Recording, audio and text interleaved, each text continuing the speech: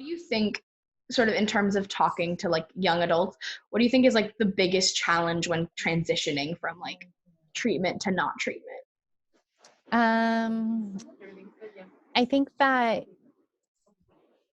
for many, I think that I think we talk a lot about scan anxiety, so the fear of reoccurrence and living with that.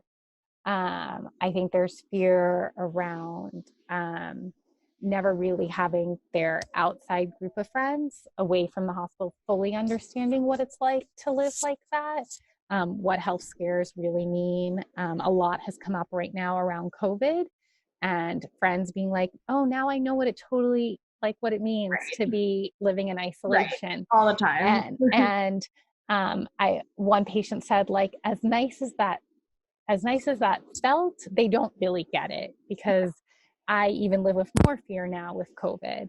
Or for many of these patients, it was like, I finally was given the go that I could go back to school or that I could go to the grocery store. And now this is more pause on my life. Like I hear a lot, like, I pressed pause. I'm ready to press play, Julia.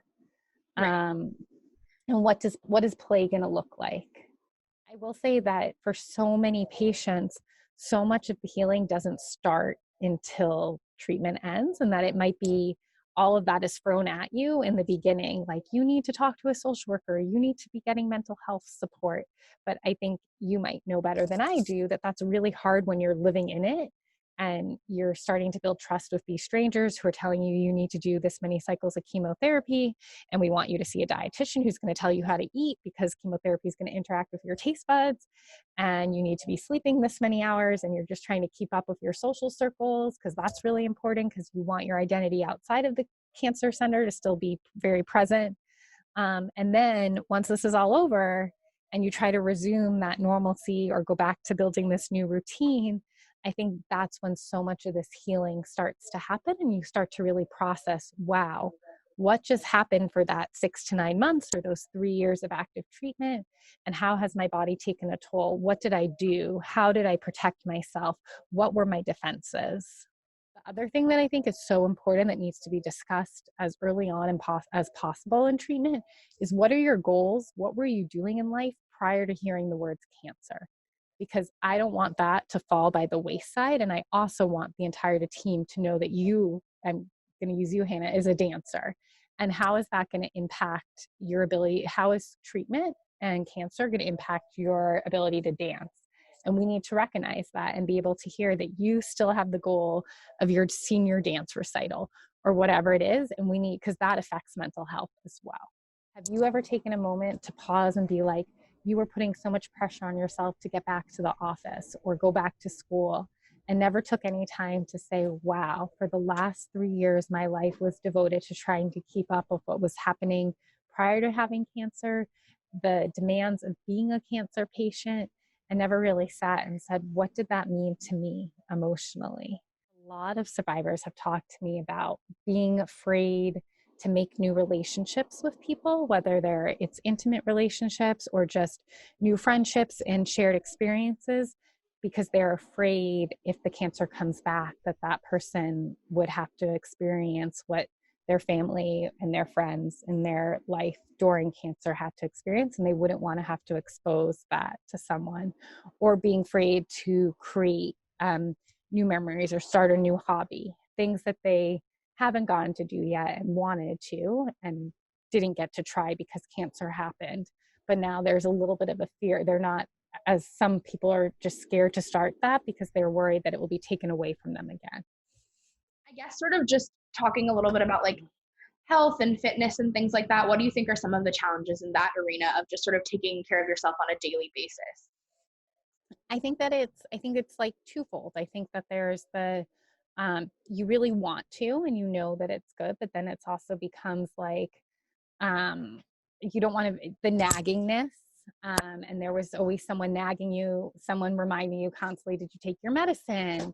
The nurses coming in during inpatient stays to take your vitals. And it's kind of like, when do I get that release just to live my life and let me kind of test, things. I obviously have seen a lot of this being a cancer survivor myself, but do you see any sort of trends of like the biggest misconceptions that others like how they see cancer survivors when they like go back into their normal lives?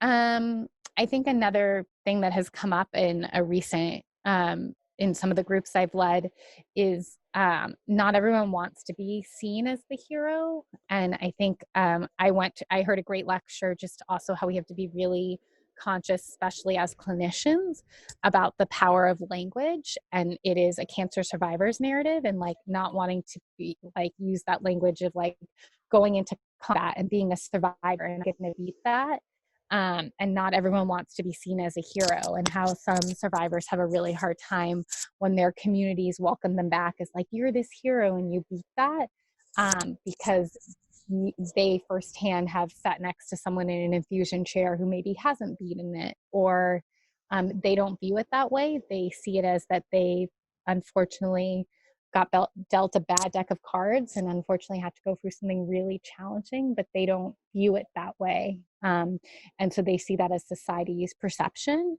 and that's really hard, and that kind of is a barrier to their survivorship journey.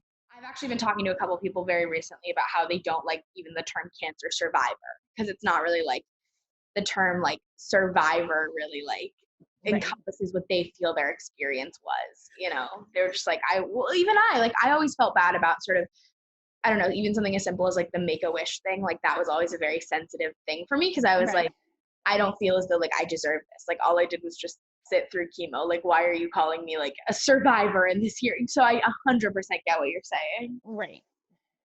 Yeah. So I think that's something else it has also helped me in educating me the way I feel it's really important that every patient have the opportunity to tell their narrative and that we don't put words in someone's mouth. What like tips do you generally give to people who are struggling either mentally or with wellness or things like that? Like, what are sort of the tangible steps that you'll tell people to go towards and do? I think that there's no prescription. I think time is really important. I think it's helpful to sometimes identify what are triggers.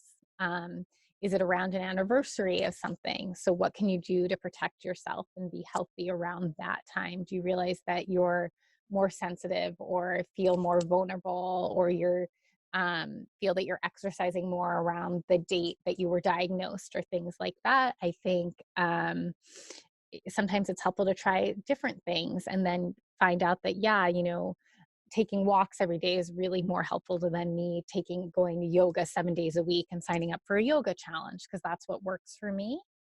And have you ever tried a support group? You won't know till you try it. You try it once. You won't know if you like therapy until you try it. No one's saying you have to commit.